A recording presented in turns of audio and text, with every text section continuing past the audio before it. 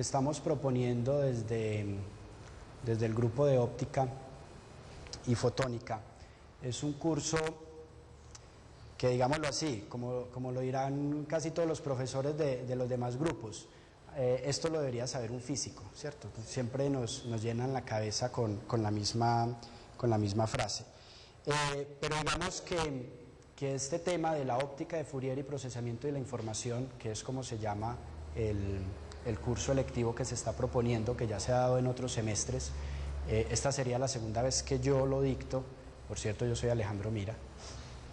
Es un curso que, digamos, no solo involucra a la óptica, digamos que toda la parte básica de este curso, que es la descripción o el análisis de Fourier, es una herramienta matemática que se utiliza casi que para cualquier aspecto teórico de la física o de las matemáticas.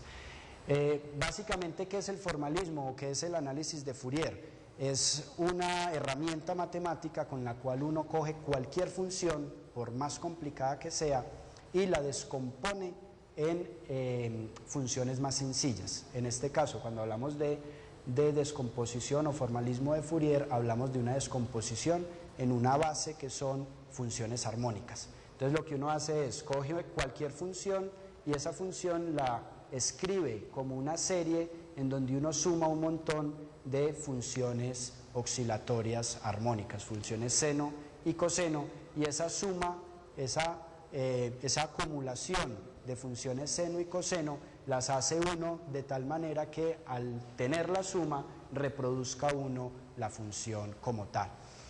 Esto es una estrategia matemática que no solo se aplica con el formalismo de Fourier. Cuando uno habla de que hace una expansión en series de Taylor, está haciendo lo mismo, solamente que hace la expansión no en funciones armónicas, sino que hace la expansión en polinomios, ¿cierto? Cuando uno hace una expansión en series de Taylor, hace una expansión en polinomios. Aquí estamos haciendo una expansión en series armónicas, vuelvo y repito. Y de la misma manera, uno puede pensar en cualquiera de las estrategias de descomposición de funciones. Cuando uno habla, luego no sé si ya lo han visto, cuando uno ve el formalismo de los espacios de Hilbert, por ejemplo, es básicamente eso, cómo una función se puede expandir en diferentes dominios dependiendo de una base matemática.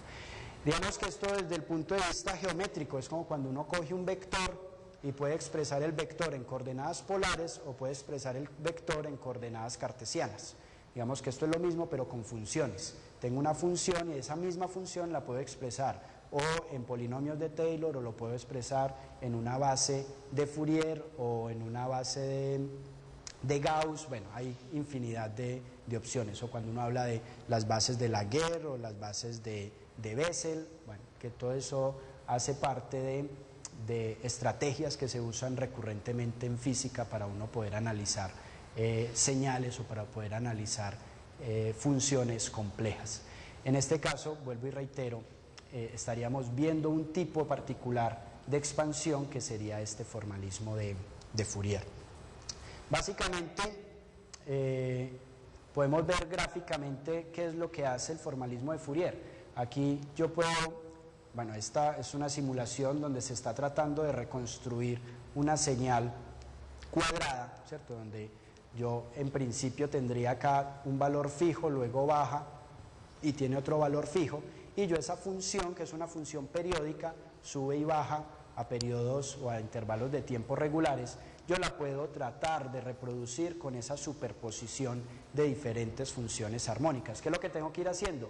Pues hay unas funciones armónicas que tengo que tener obligatoriamente con unas amplitudes considerables. Habrán otras funciones armónicas que también están presentes, pero tienen amplitudes más pequeñas. Esas amplitudes o esos pesos de cada una de esas funciones armónicas es lo que nosotros llamamos los coeficientes de expansión, que son los que me dicen qué tan importante es esa señal, esa componente armónica para poder reproducir esa función. Aquí en este caso, por ejemplo, la suma de esas cuatro funciones armónicas ya me empiezan a reproducir una forma parecida a la que yo esperaría de esa función cuadrada.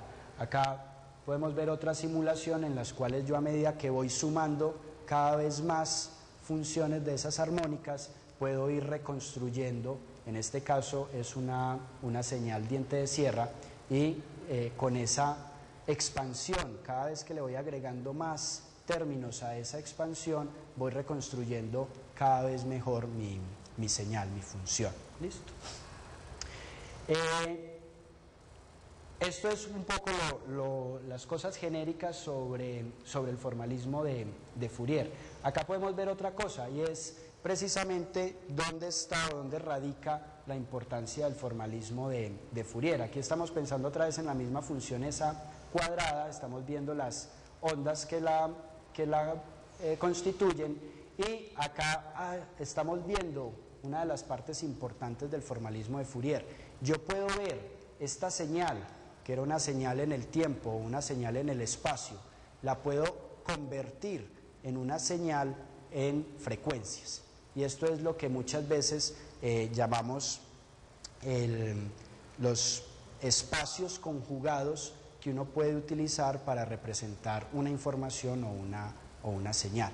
Y digamos que aquí es donde a veces pone uno el ejemplo de que uno puede identificar, por ejemplo, un sonido viendo cómo es que oscila ese sonido. Si uno pone un micrófono y hace reproducir el sonido, uno ve en el tiempo cómo oscila ese sonido, esa oscilación, y entonces puede uno ver una representación en el espacio, en el tiempo más bien en este caso, de cómo es la oscilación de ese sonido. Pero yo también puedo llevar esa información del sonido a frecuencias, y entonces puedo dar una representación de ese mismo sonido diciendo qué frecuencias están involucradas dentro de esa señal.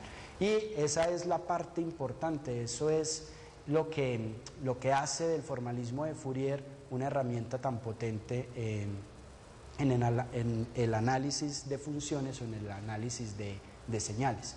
Miren que entonces acá, vamos a volver a ver la animación, lo que estamos pensando es, esta señal la puedo descomponer en funciones armónicas. Estas son todas mis funciones armónicas que me generan esa señal. Yo puedo entonces mirar cuáles son las frecuencias, yo sé cuáles son las frecuencias de cada una de esas ondas que estoy superponiendo. Estas tendrá una frecuencia, esta una frecuencia, cada una tiene una frecuencia distinta, que son estos piquitos que estoy pintando acá. Y sé cuánto de importante, cuál es el peso de cada una de esas señales con cada una de sus frecuencias. Y a esto es a lo que le llamo el espectro de la señal. Tiene muchos nombres, el espectro de potencias, el espectro de la señal, la transformada de Fourier, y entonces puedo pasar de esta señal, que es una señal que me describe la evolución temporal de esa información, y llevarla a otra función donde puedo ver la evolución, o la evolución no, por donde puedo ver cómo está constituido en frecuencias esa misma señal. ¿Listo? Esto es básicamente lo que hace el formalismo de Fourier. Hasta ahora los ejemplos que les he mostrado son funciones que son funciones periódicas. Uno también puede llevar el formalismo de Fourier a funciones no periódicas, que son funciones continuas, y ya uno pasa de tener sumatorias a convertirlo a integrales, pero digamos que la idea primordial es la misma. Acá podemos ver, a ver si nos funciona, un video donde esta ya es una señal no periódica, es simplemente un pulso cuadrado, y vamos viendo entonces cómo se hace la reconstrucción en ondas armónicas. Estas serían todas las ondas armónicas que yo necesito para cada una de las frecuencias, cuánto necesito de cada una de esas funciones, de esas componentes, para reconstruir mi señal. Y bueno, aquí hay otras cosas adicionales. Por ejemplo, si yo tengo la función en frecuencias que me describe una función temporal, yo puedo invertirlas, poner la función en frecuencias como si fuera una función temporal, y si le hago su espectro, si le hago el análisis de Fourier, puedo volver nuevamente a la función original que tenía, ¿cierto? O sea, es un método que es de ida y vuelta, ¿cierto? Si tengo la una, puedo encontrar la otra. Esto se puede aplicar ya a cosas bastante más complejas, por análisis de señales en general, Esto es una simulación donde básicamente lo que hemos hecho es coger aquí 4 ondas armónicas de diferentes frecuencias, de diferentes amplitudes y simplemente se han superpuesto. Supongan que estos son 4 pitos y cada pito con una frecuencia distinta, o 4 instrumentos y cada instrumento tocando con una frecuencia o una nota distinta. Esto sería lo que escucharía mi oído, ¿cierto? La superposición de todas esas señales. Pero entonces la pregunta sería, si yo no sé cuáles eran los instrumentos, en qué notas estaban tocando los instrumentos, sino que lo que yo tengo es esto, la superposición de todos esos sonidos, puedo encontrar cuáles eran las notas originales que reprodujeron esos sonidos. Pues el formalismo de Fourier precisamente me permite responder esa pregunta, y cuando yo hago ese espectro de potencias de esta señal, puedo encontrar precisamente esas frecuencias. Cada uno de estos picos que me sale de aplicar ese análisis de Fourier a esta señal, cada uno de estos picos sería la descripción de cada una de las frecuencias de estas señales originales que se usaron para producir esa señal. ¿Perdón? Ese espectro es único. ¿No hay otra configuración de ondas que me dé ese mismo? No, eso hace parte del formalismo matemático que está detrás de la expansión de Fourier. Uno siempre dice, la expansión de Fourier es una expansión en una base que es ortonormal, es decir, que es completa y que una no puede describir a la otra. Entonces, cuando tú haces la descomposición, por esa característica matemática, uno puede asegurar que esta configuración es única o sea, cada señal tiene un propio power spectrum, una propia espectro de potencias que es distinto a cualquier otro, ¿cierto? O sea, cada una es inequívoca. Una señal tiene siempre un solo espectro de potencias. Hay una potencia adicional en este tipo de análisis. Esta es la misma gráfica que les acabé de mostrar, pero uno muchas veces cuando está haciendo un experimento real tiene ruido, ¿cierto? Entonces esta señal, que era una señal muy bonita porque eran las ondas sumadas directamente, la señal ideal, si yo voy y la registro con el micrófono, los mismos 4 instrumentos sonando, pues hay un montón de ruido que puede ser ruido electrónico, el ambiente, había cierto ruido de fondo, cualquier cosa por el estilo, y entonces ya mi señal no es tan bonita, sino que empiezo a tener cosas que me distorsionan la información que tengo aquí. Pero incluso así, si yo comparo los espectros de potencia de cada una de esas señales, pues encuentro básicamente los mismos picos. En tu pregunta, digamos, estrictamente hablando, este espectro de potencia es distinto a este, ¿cierto? Habrá aquí un pico que sea un poco más ancho, un pico que sea menos ancho, o puede que por acá más lejos, a frecuencias más grandes, tenga algo de señales distintas, ¿cierto? Pero digamos que en la información global, la información general, encuentro los mismos datos que me interesaban. Esta señal sin ruido, veo que tengo 4 frecuencias superpuestas, y esta, aunque tiene ruido, veo las mismas 4 frecuencias superpuestas, ¿cierto? Entonces este análisis nos permite incluso ser tolerantes al ruido en este caso. Esto se puede aplicar a muchísimos tipos de datos. Hasta ahora estoy hablando en general, aplicar el formalismo de Fourier a cualquier señal que yo pueda encontrarme. Esto es, por ejemplo, una serie de datos en las cuales se ha contado en los últimos 300 años el número de manchas solares en el Sol, ¿cierto? Digamos, día a día, un astrónomo cuenta cuántas manchas solares ve en la superficie del Sol, y se hace el registro histórico de esas manchas solares. Pues acá yo tengo y veo que hay unas oscilaciones, ¿cierto? Hay unos días donde hay más manchas, hay otros días donde hay menos manchas, y eso va variando en el tiempo. Pero de aquí es muy difícil sacar información. Por ejemplo, cada cuánto hay un máximo de manchas solares, ¿cierto? Cada cuánto se repite, porque yo veo que aquí hay unos picos que suben y bajan, cada cuánto se repiten esos máximos. Pues yo aquí podría empezar a contar distancias entre estos picos, pero eso, digamos, es lento, tedioso y no es muy exacto. Si yo hago el espectro de potencias de esta señal, puedo sacar con un solo cálculo, por ejemplo, este pico, y entonces esto me diría que en esta señal tengo una repetición máxima de un periodo de ciclo de manchas solares, por ejemplo en este caso, cada 11 años. Y entonces de acá yo puedo decir, bueno, entonces el Sol tiene un ciclo de actividad que es de 11 años, ¿cierto? Y esto, digamos, es bastante conocido por los astrónomos. Como les digo, esto se puede aplicar a cualquier tipo de señales. Otro ejemplo que me gusta mostrar es este, en el cual tenemos la grabación de un canto de ballena. Esto sería como es la gráfica temporal de ese sonido que produce la ballena. Esto es un registro hecho en California. Entonces yo también podemos analizar cómo es el espectro de una explosión. Realmente cuando uno hace el análisis de esto, como es un sonido concentrado en el tiempo, cuando uno mira el espectro de potencias, necesitas muchas frecuencias, entonces casi que tienes un espectro de potencias infinito y plano para poder reproducir una explosión o un sonido que es muy corto en el tiempo.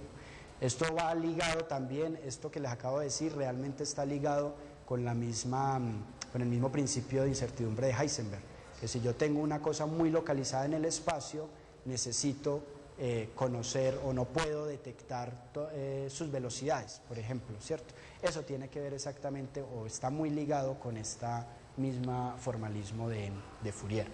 Aquí en este caso, entonces, por ejemplo, yo puedo coger una sección de ese canto, esto que le llaman el canto B o la porción B del canto de ballena, que sería este trocito nomás, como esa especie de gemido que produce la ballena, y mirar cuál es el espectro de ese sonido, el espectro o sea, qué frecuencias se está utilizando la ballena para generar ese sonido. Y aplicando precisamente el espectro o el análisis de Fourier, pues entonces nos podemos encontrar con esta información, donde entonces yo sé que la ballena está utilizando por acá frecuencias de 40 Hz, algo más de 50, algo más de 10 Hz, para producir ese sonido, ¿cierto? Y esto es entonces parte de lo que muchos de los investigadores de ballena conocen, de que las ballenas producen estos que se pueden considerar infrasonidos, por así decirlo, frecuencias muy bajas que les permiten viajar distancias muy largas en el océano, ¿cierto? Que muchas veces nosotros estos sonidos no los escuchamos. El umbral del oído humano está como por los 24 Hz, pero ya sonidos de 24 Hz tienen que tener un volumen muy alto para poderlos escuchar. Entonces muchas veces nosotros no alcanzamos a escuchar este tipo de frecuencias, ¿cierto? Todo esto entonces es parte de ese proceso que podemos utilizar con el espectro de Fourier. Esto que lo hemos mirado para señales que serían unidimensionales, por ejemplo señales temporales, también se puede aplicar para casos bidimensionales. Entonces yo aquí puedo hablar, ya no tengo acá un cajón que sube y baja en el tiempo, sino que acá puedo tener un agujero en el espacio, ¿cierto? O más bien una función bidimensional, que es una caja que sube del piso, por ejemplo, ¿cierto? Esa sería mi función bidimensional, todo plano, excepto un punto donde tengo una porción que se levanta, ¿cierto? Y puedo analizar entonces cómo es el espectro de esa señal bidimensional, y tengo exactamente el mismo formalismo. Digamos, se complica un poco más conceptualmente porque ya tengo que hacer una visualización bidimensional, pero es básicamente la misma información. ¿Qué frecuencias necesito de esa representación o de esa suma de ondas armónicas, ahora en 2 dimensiones, para poder reconstruir mi función original, que era ese cajón bidimensional? Y esto aquí básicamente es donde está la conexión que en el curso le damos a la óptica.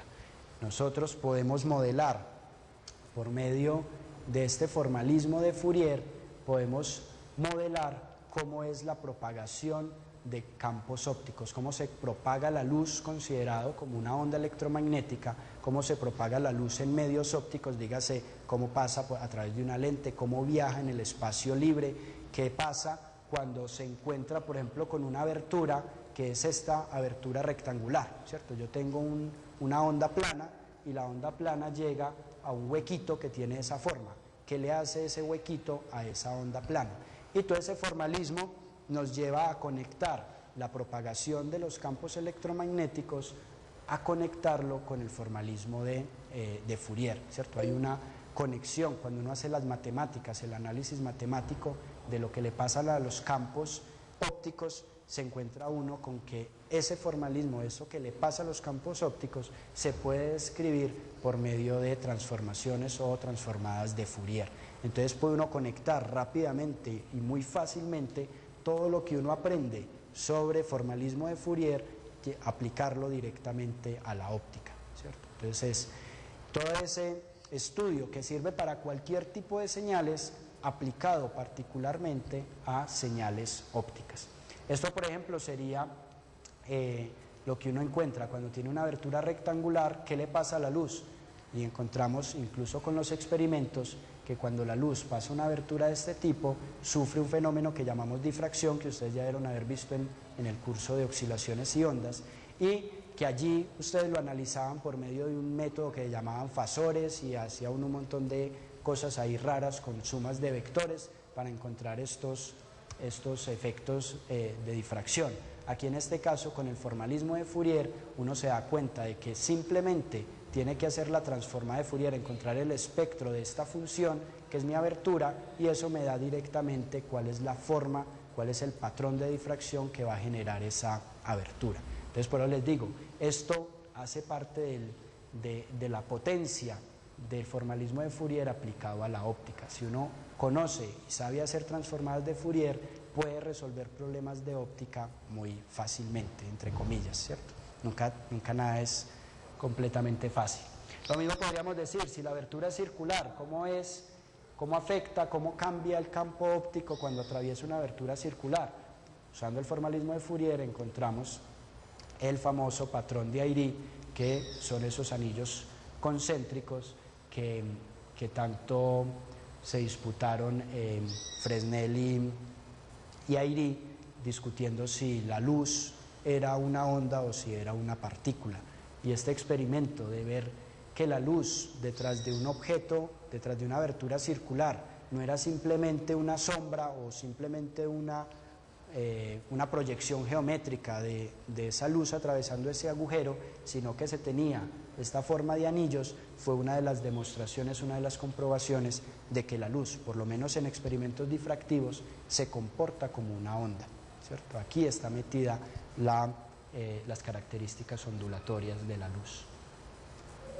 Bueno, y este mismo formalismo aquí lo aplicamos solamente para ver los patrones de difracción a través de aberturas, pero yo también puedo llevar el mismo formalismo de Fourier, como ya les decía, a analizar cómo es la propagación, cómo se modifican los campos ópticos en diferentes situaciones, por aberturas, por la simple propagación en el aire, cuando atraviesa una lente, ¿cierto? Todo esto lo puedo analizar a través de ese formalismo de Fourier, ¿cierto? Aplicando esas transformadas de Fourier, puedo ir analizando paso a paso cuáles son los efectos que cada elemento produce sobre un campo óptico. Hay otras aplicaciones que están relacionadas con la óptica, con el procesado de información, con el procesado de imágenes. En este caso son las correlaciones. Las correlaciones son un tipo de operación muy similar a las transformadas de Fourier. Y acá, por ejemplo, se utilizan las correlaciones, por ejemplo, para encontrar dentro de esta imagen dónde están las letras A, por lo menos las letras A escritas de esta manera, ¿cierto? Entonces nosotros acá diríamos, aquí hay una A, aquí hay otra A y aquí hay otra A, ¿cierto? Nuestro cerebro es capaz de identificar muy rápidamente dónde están las letras A ahí. Pero si yo meto esto, lo quiero que un computador lo haga, ubique dónde están las letras A, ya no es tan sencillo, ¿cierto? Identificar, decirle, hacer un programa que coja esta imagen y encuentre las letras A, ya no es tan sencillo, ¿cierto? En ese sentido, podemos utilizar esta idea de las correlaciones, por ejemplo, para hacer unas operaciones que, como les digo, son similares a las transformadas de Fourier, donde yo cojo el objeto que quiero identificar dentro de esta escena, hago esas operaciones de correlación y eso me da resultados de este estilo. Yo diría, bueno, pero eso ahí que eso parece como que hubiera desenfocado esa imagen, ¿cierto? Eso no me dice nada. Si yo amplío un poco más esta parte de arriba y ponen un poco de detalle, bueno, es difícil aquí verlo, pero miren, aquí hay unos puntos que son más brillantes que el resto. Aquí, bueno, con el contraste del proyector no se ve muy bien, pero créanme que estos puntos tienen un contraste, tienen un brillo más alto que el resto de la imagen. Si yo ubico esos puntos brillantes, esos máximos dentro de esta imagen, y me quedo solamente con esos puntos brillantes que son los que están acá, justo estoy encontrando la ubicación de las letras A dentro de esa escena, ¿cierto? Con una simple operación de correlación puedo hacer que un programa automáticamente me identifique patrones que yo quiero reconocer dentro de una escena. Esto también hace parte de las aplicaciones que en este curso intentaríamos analizar. Otra aplicación, miren esta imagen de ¿cómo es que se llama? De Goofy. Miren esta imagen, originalmente está ahí superpuesta como una especie de cambio de contraste periódico, ¿cierto? Hay unos puntos, unas líneas brillantes y unas líneas oscuras. Yo este patrón se lo puedo remover de la siguiente manera. Hago la transformada de Fourier de este Goofy, es decir, encuentro ese espectro de esa imagen. Aquí la estoy aumentando, este centro, y miren estos dos puntos brillantes que hay aquí a los extremos. Esos puntos brillantes precisamente son información de esa periodicidad de franjas brillantes oscuras. Aquí les estoy diciendo que me lo crean, uno luego lo demuestra de que eso realmente hace parte de la información de esa periodicidad.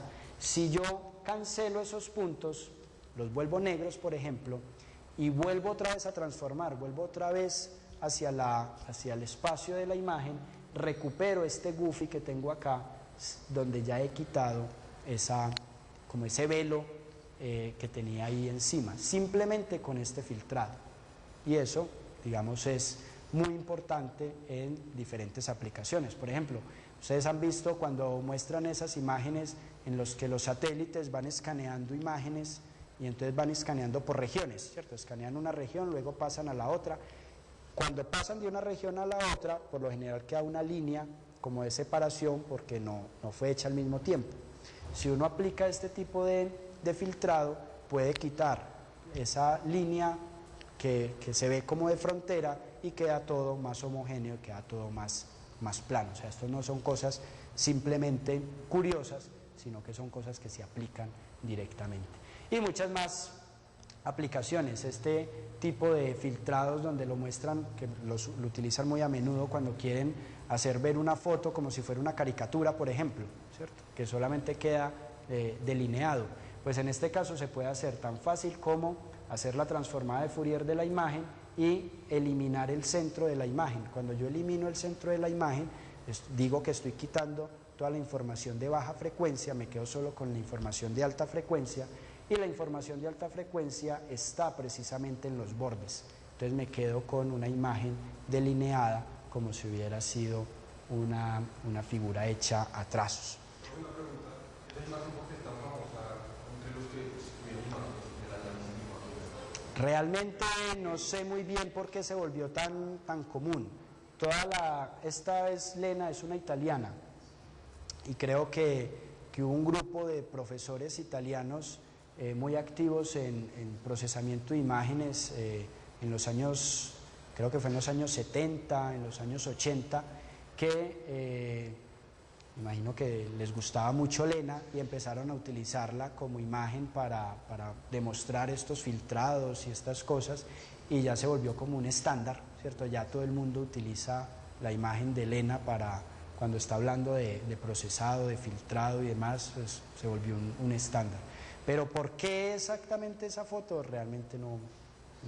Supongo que también tendrá que ver con el copyright. Posiblemente esa foto era una foto libre, pues disponible, que no había problema de usar. Bueno, ya un poco para terminar en este sentido, que ya estoy un poquito pasado, estos serían los objetivos que están planteados en el curso. Primordialmente me gustaría destacar estos dos. Primero es que en el curso aprenderíamos a manejar el formalismo de Fourier, ¿cierto?, como herramienta matemática, no solo aplicada a la física, sino aplicada al procesamiento de cualquier tipo de señal. Y la otra parte que nos interesa, a mí en particular, al grupo de óptica en general, es que lógicamente se pueda utilizar esa herramienta matemática para ser aplicada al caso del estudio de la óptica, ¿cierto? Cómo predecir el efecto de la difracción de una abertura, cómo predecir el efecto de una lente sobre un campo óptico, cómo simular lo que le pasa a un campo, a un frente de onda cuando se propaga en el espacio. Básicamente ese sería el resumen a grandes rasgos del curso. El curso pues está dividido en 3 unidades, más o menos es lo que, como lo acabé de partir. La primera parte sería esa parte de analizar el formalismo matemático de Fourier. Una segunda parte sería aplicar ese formalismo ya al campo de la óptica, y una última unidad que sería ya aplicaciones, digamos, reales de esto de filtrado, de procesamiento de imágenes, de simulación de propagación de campos ópticos y demás, que ya estarían pues como más ajustados. Y ya esto pues es información que el que se matricule le interesará, el que no se matricule pues no le interesará tanto. En este caso se proponen 2 parciales del 25%, unas tareas del 30% y una presentación o una exposición tipo seminario que sería del 20%. Y esto pues ya información más genérica del grupo, que digamos es relevante porque lógicamente este curso está dirigido a personas que les pueda interesar luego seguir trabajos en el grupo. Entonces un poco pues como la información de quiénes somos y qué es lo que hacemos, ¿cierto? De todas maneras, si quieren ver un poco más de información sobre el grupo en particular, pues los invito a que entren a la página web del grupo, que también está, creo que también está el link desde la página de física. Ahí pues está toda la información del grupo, lo que hacemos, los proyectos, los cursos, las tesis y demás, por si tienen alguna.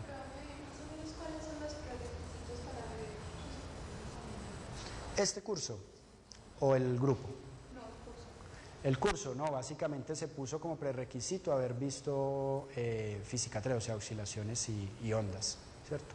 Sería deseable que ya hubieran visto el curso de física matemática 2, por ejemplo, ¿cierto? Porque allí se entra con mucho detalle en ese curso de física matemática 2, en esto de las expansiones en series, de las bases y demás. Entonces, digamos, sería muy fácil para alguien que ya vio física matemática 2 entender estas cuestiones del formalismo, pero realmente no es un requisito porque, como les digo, miren que una de las unidades del curso precisamente es entrar a explicar ese formalismo. Entonces se gasta un buen tiempo en ese aspecto. Entonces realmente no se vuelve un requisito saberlo con antelación. Entonces, hasta ahora, como está programado, está para solo prerequisito oscilaciones y ondas, el curso de oscilaciones y ondas, porque lo que sí se necesita es saber algo de óptica, ¿cierto?, que es en el curso de oscilaciones y ondas, donde por lo menos saben que es una onda plana, ¿cierto? Eso, como mínimos, eso lo necesitamos. ¿Listo? No sé si hay alguna otra pregunta o inquietud. Bueno, gracias a ustedes.